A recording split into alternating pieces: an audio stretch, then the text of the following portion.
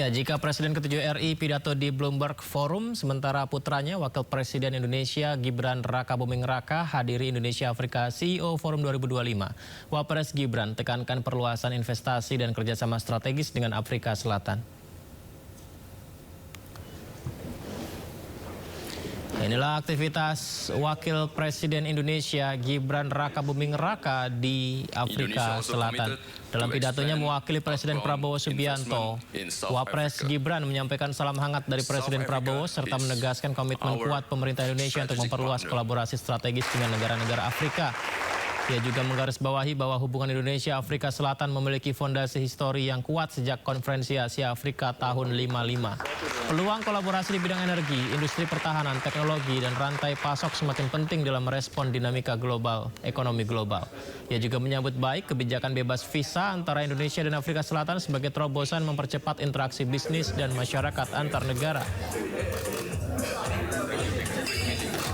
Everyone, warm greetings from President Prabowo to all of you, and also deep appreciation to the government of South Africa for the warm hospitality and excellent arrangement. Actually, I've just arrived maybe an hour ago. It was a long flight, but I'm really happy to see all of you here.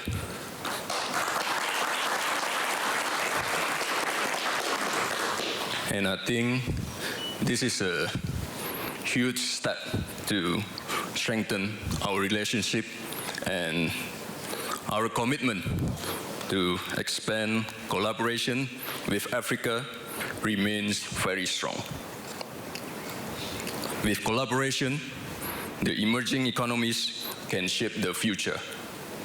Global growth must not only be strong, but also fair and inclusive. The visit of President Ramaphosa a few weeks ago to Indonesia reflects deep cooperation between the two countries. Both presidents agreed to have visa-free entry. So I think this is good news for all of you. No more visa. And also to push trade and investment on agriculture and energy. Pemirsa, jelang Natal dan Tahun Baru, PT KAI Daob 1 Jakarta memberikan diskon 30% untuk pembelian tiket kereta api. Selengkapnya usai jeda, Indosuri akan hadirkan untuk Anda.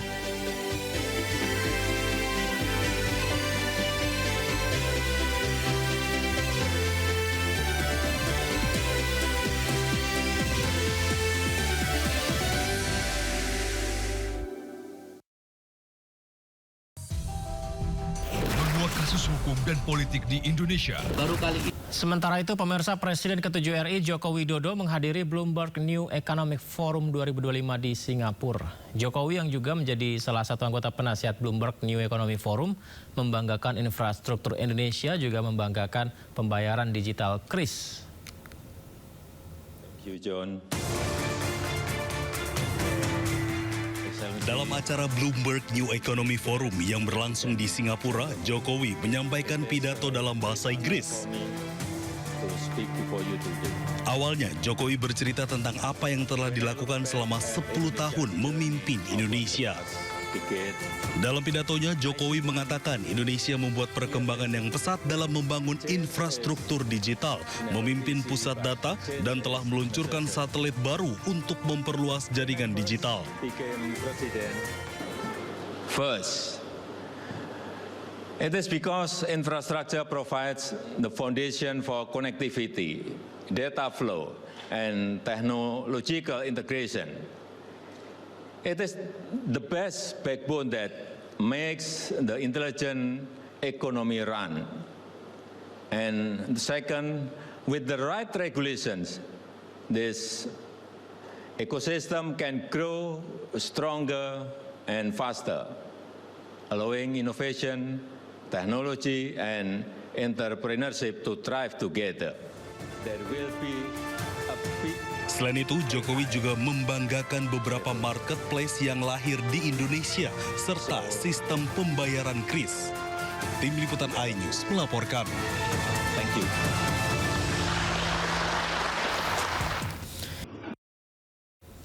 Polda Metro Jaya mengajukan perpanjangan masa pencekalan Roy Suryo CS tersangka kasus fitnah ijazah palsu Presiden ke-7 RI Joko Widodo. Pencekalan diperpanjang menjadi 6 bulan.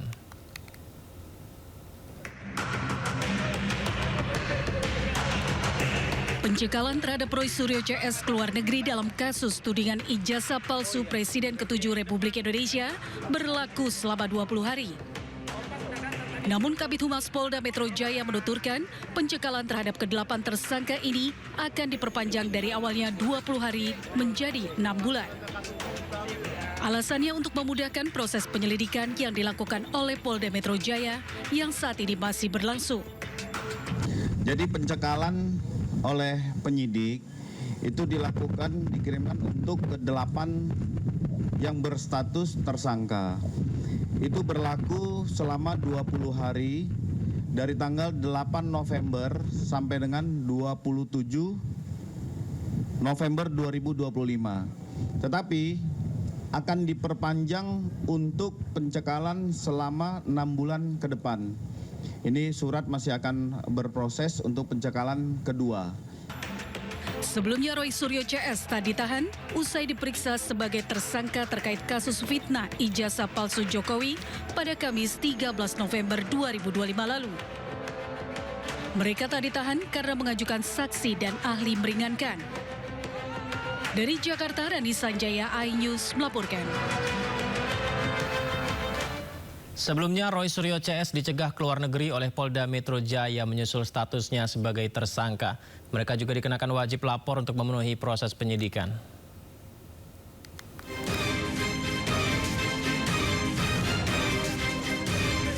Polda Metro Jaya mencegah seluruh tersangka kasus tudingan ijazah Joko Widodo ke luar negeri.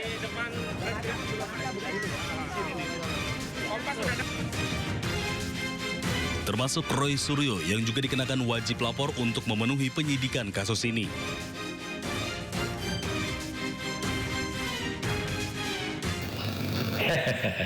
Ya, saya sih senyum saja ya menjawab adanya statement bahwa kami itu dicekal, ya gitu. Nggak apa-apa, ya, toh sudah selesai. Udah pulang dari Sydney, Australia, dan bahan-bahan semuanya sudah komplit untuk pembuatan yang black paper itu. Semuanya sudah komplit, nggak perlu lagi, ya gitu. Kalau ke Singapura nggak usah lah. Singapura kampus abal-abal kayak gitu kok. Hanya kampus ke-46 dari 55 di Singapura, dan itu kampus swasta. Tak hanya diam, Roy Suryo CS bersama kuasa hukumnya melawan dengan mendesak Polda Metro Jaya melakukan gelar perkara khusus yang belum ditindaklanjuti. Roy Suryo CS datang ke Polda Metro Jaya sekaligus mengajukan surat permohonan pemeriksaan saksi dan ahli yang diklaim bisa membuat proses penyidikan seimbang. Kami sudah mengirim gelar perkara khusus di bagian Wasidik di Polda Metro Jaya 21 Juli yang lalu. Namun sampai hari ini tidak pernah ditindaklanjuti, dan kemarin dari penyidik kami disonding untuk menindaklanjuti, dan hari ini kami juga akan kembali mengirimkan permohonan gelar perkara khusus yang hari ini kami serahkan kembali ke Biro Wasidik.